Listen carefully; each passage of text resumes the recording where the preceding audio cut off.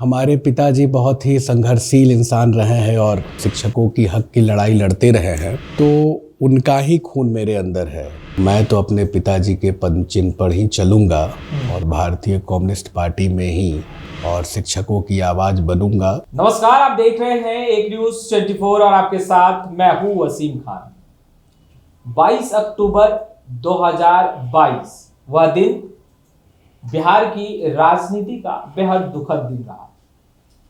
आप जान रहे होंगे, तारीख जैसे ही हम बोल रहे हैं, आपको बता रहे हैं, तो आपको एक नाम, एक चेहरा बेशक याद आ रहा होगा।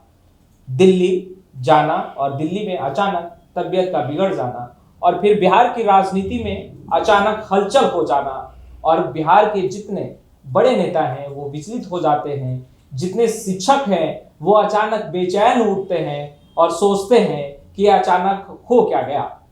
देखिए, हम बात कर रहे हैं केदारनाथ पांडे जी। देखिए, केदारनाथ पांडे एक ऐसे नेता जिन्होंने शिक्षकों की बड़ी लड़ाई लड़ी, लगातार शिक्षकों की आवाज बनते रहे, शिक्षकों के लिए आवाज बुलंद करते रहे, ना डरे ना झुके, सड़क से सदन तक लड़ाई लड़ी। हमारे साथ आज बातचीत करने के लिए न्यूज रूम में इंजीनियर पुष्कर आनंद हैं। उनके पुत्र हैं, पिता के साथ हमेशा कांधा से कांधा मिलाकर चले, मगर पिता के कई सपने थे शिक्षकों को आगे बढ़ाने के, शिक्षकों के कई मुद्दे थे जो शायद केदारनाथ पांडे जी नहीं हैं तो शिक्षक सोच रहे हैं, टुकटुकी लगाए देख रहे हैं कि आखिर अब उन्हें देखेगा कौन, उनके सपनों को पूरा कौन करेगा। पुष्कर आनंद जी, बेहद दुखद खबर 23 अक्टूबर को निकल कर आई। हालांकि 22 अक्टूबर के रात में ही उनकी तबीयत जो है वो अचानक बिगड़ी थी और बिहार की सियासत में बहुत हलचल हो गया था। जैसे ही ये सूचना जो है वो मुख्यमंत्री नीतीश कुमार को मिली, उन्होंने संज्ञान में लिया, लगातार आपसे बातचीत हुई। शिक्षकों को जैसे ही अगले दिन ये सूचना मिली वो बेचैन हो गए, मानो ऐसे जैसे पिता को उन्होंने खोया हो। खैर, कई सपने रहे केदारनाथ पांडे जी के, कौन करेगा पूरा? देखिए वसीम जी, यह तो हमारे लिए व्यक्तिगत रूप से बहुत बड़ी क्षति हो गई और हमारे साथ साथ पूरे बिहार के तमाम शिक्षकों के लिए भी बहुत बड़ी क्षति है।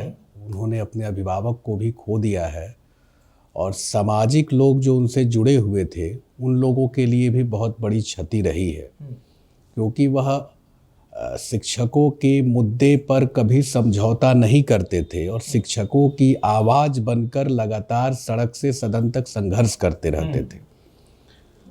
हमने तो कभी कल्पना भी नहीं की थी कि इतनी जल्दी मेरे पिताजी का साया मेरे ऊपर से उठ जाएगा और अभी तो उस स्थिति में हम लोग पहुंच भी नहीं पाए थे कि क्या हम बोले क्या नहीं बोले।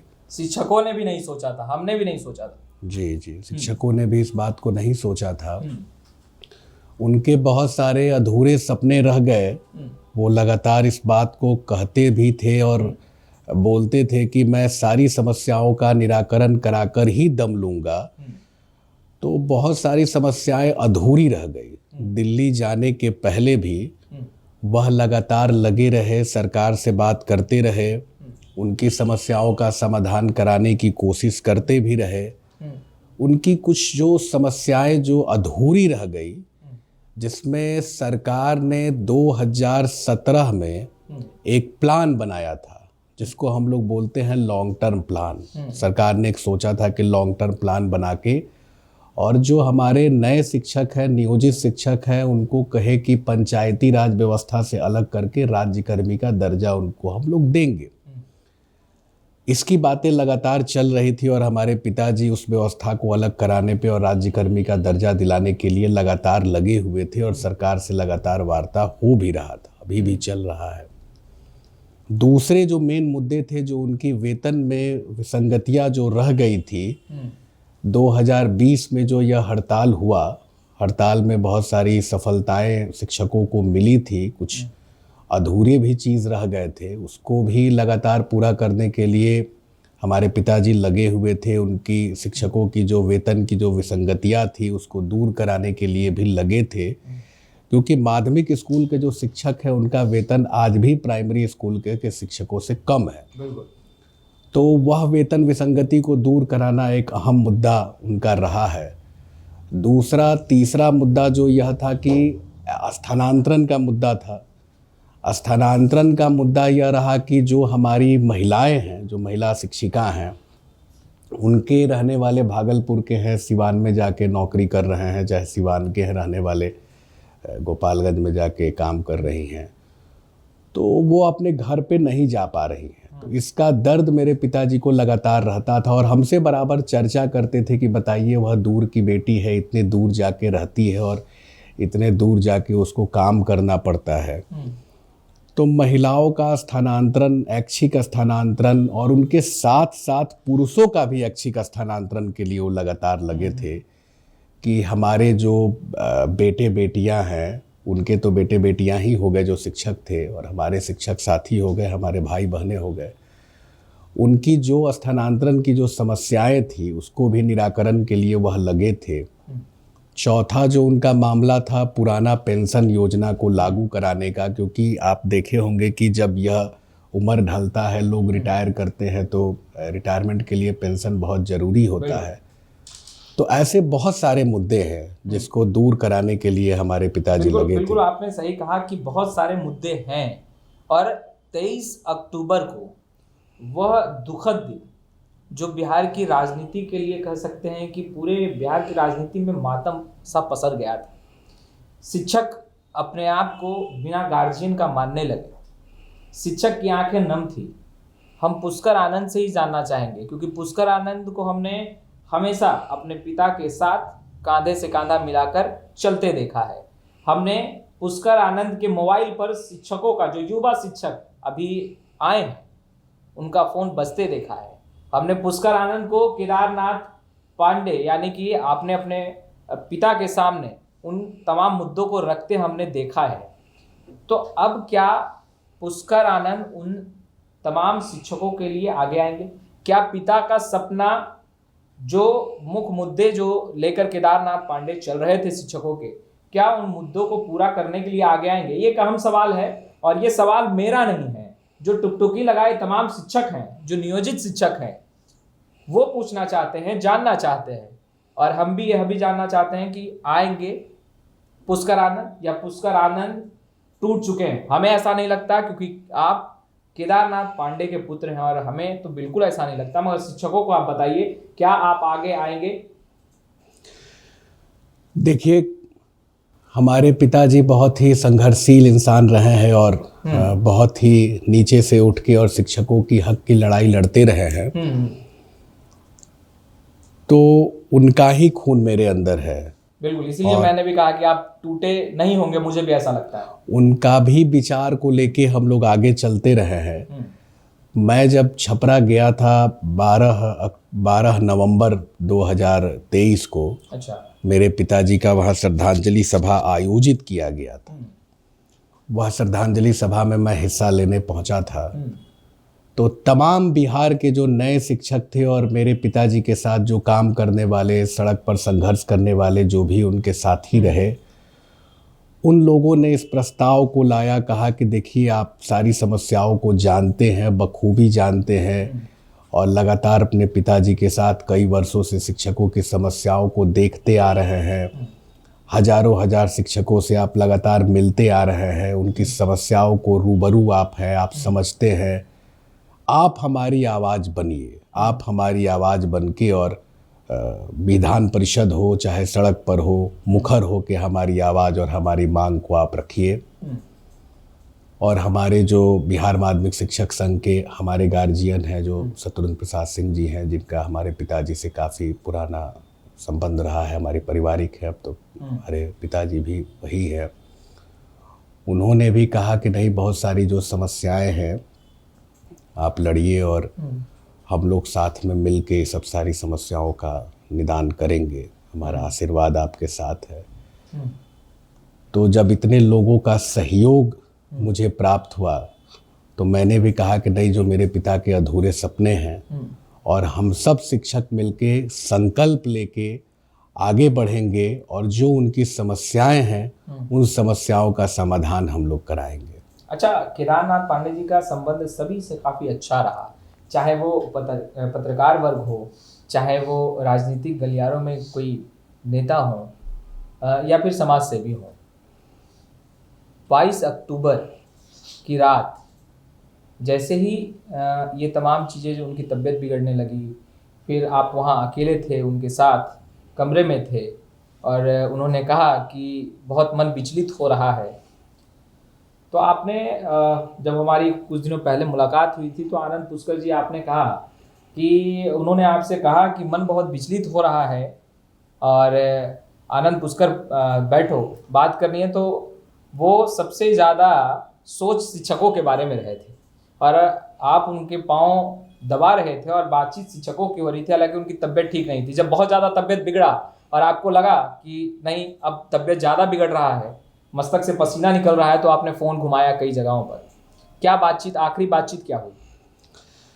देखिए, हम लोग तो बिहार निवास में थे उस समय दिल्ली में, और हम लोग यहाँ हमारे साथ वो काफ़ी अच्छे से चल के गए थे। शाम की फ़्लाइट से हम लोग गए और 9 बजे तकरीबन हम लोग रात में पहुँचे दिल्ली, और वहाँ से हम लोग चले गए बिहार निवास। अच्छा।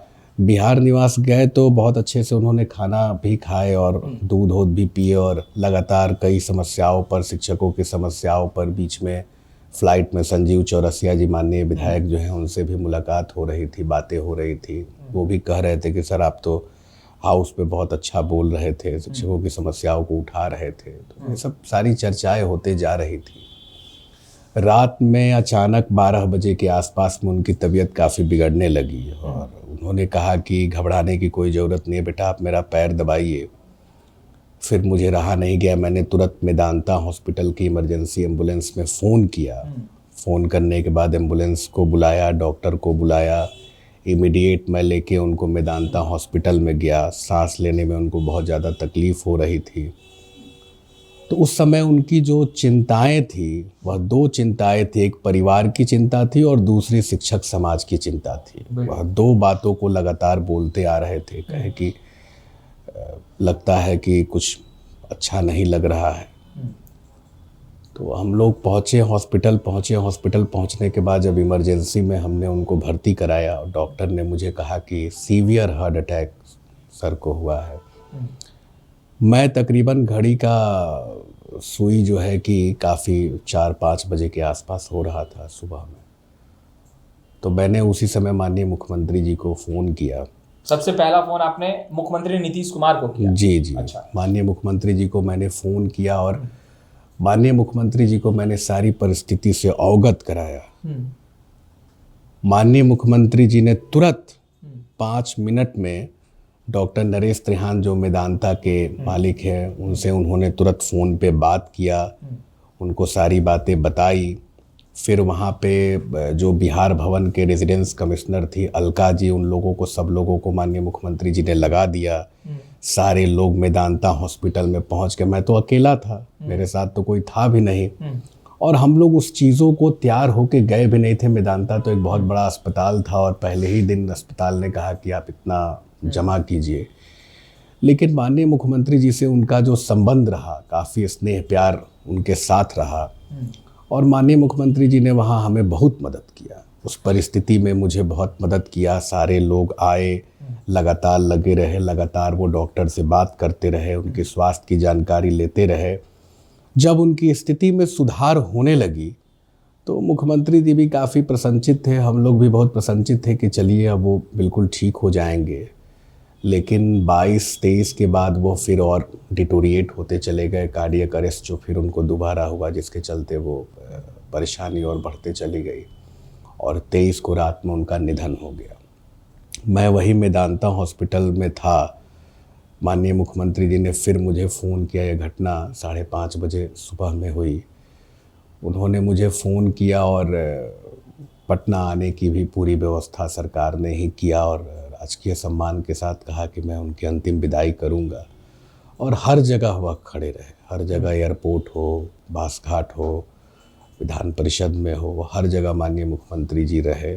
और ये पूरे बिहार के शिक्षकों ने देखा, क्योंकि माननीय मुख्यमंत्री जी ने शिक्षकों, एक हमारे पिताजी तो एक शिक्षक ही थे, और एक शिक्षक का बहुत उन्होंने सम्मान दिया, बहुत सम्मान किए माननीय मुख्यमंत्री जी। यह बहुत बड़ी बात थी। आप तमाम क्षेत्रों में जा रहे हैं, जहाँ केदारनाथ पांडे जी लोगों के शिक्षकों के बीच रहा करते थे। जा रहे हैं, क्या बातें हो रही है, क्या आप बात कर रहे हैं शिक्षकों से, शिक्षक क्या कह रहे हैं आपको, साझा करेंगे उसका नजारा। देखिए, सबसे बड़ा बात है कि आज भी शिक्षक जो हमारे हैं वह शिक्षक इस बातों को कह रहे हैं कि हमें तो अब हमारा आगे का कुछ पता नहीं चल रहा है, क्योंकि हमारे मुखर आवाज़ तो अब चले गए, हमारे लिए जो लड़ते थे वो आवाज़ तो चले गए, लेकिन आप जो है उनकी हमारी बहुत सारी समस्याओं को जानते हैं, समझते हैं, क्योंकि आप इंसाइक्लोपीडिया के साथ रहे हैं। हमारे पिताजी इंसाइक्लोपीडिया अगर कहिए उनको, क्योंकि वो शिक्षा के क्षेत्र में हर बातों को जानते थे, समझते थे। विधान परिषद में भी जो वो सवाल को रखते थे, तो सवाल के साथ साथ वह सरकार को समाधान भी बताते थे। तो बहुत सारी ऐसी लिखी हुई उनकी किताबें हैं, बहुत सारी लिखी हुई उनकी पत्र हैं, हजारों हजार पत्र उन्होंने सरकार को लिखा है, शिक्षकों की समस्याओं पर लिखा है, जिस सवालों को हम लोग बहुत गंभीरता से भी जानते हैं, चाहे वह नियोजित शिक्षक हो, चाहे वह वित्तरहित के शिक्षक हो, चाहे मदरसा के शिक्षक हो, चाहे संस्कृत के शिक्षक हो, हर शिक्षक वर्ग के लिए वह लगातार संघर्ष करते आए हैं। उनकी समस्याओं से मैं भी लगातार रूबरू रहा हूं, क्योंकि उनके साथ मुझे काम करने का मौका मिला है।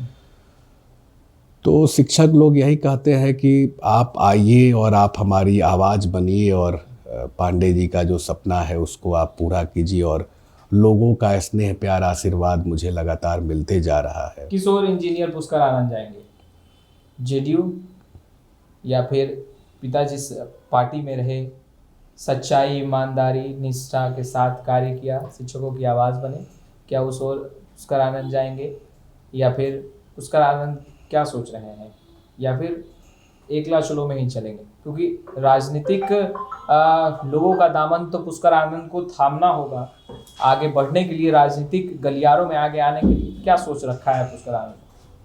देखिए, हमारे पिताजी शुरू से राजनीतिक दल सीपीआई में ही जुड़े रहे, और सीपीआई के साथ लगातार वो रहे, और सीपीआई के झंडे में ही उनकी अंतिम विदाई भी हुई। बिल्कुल।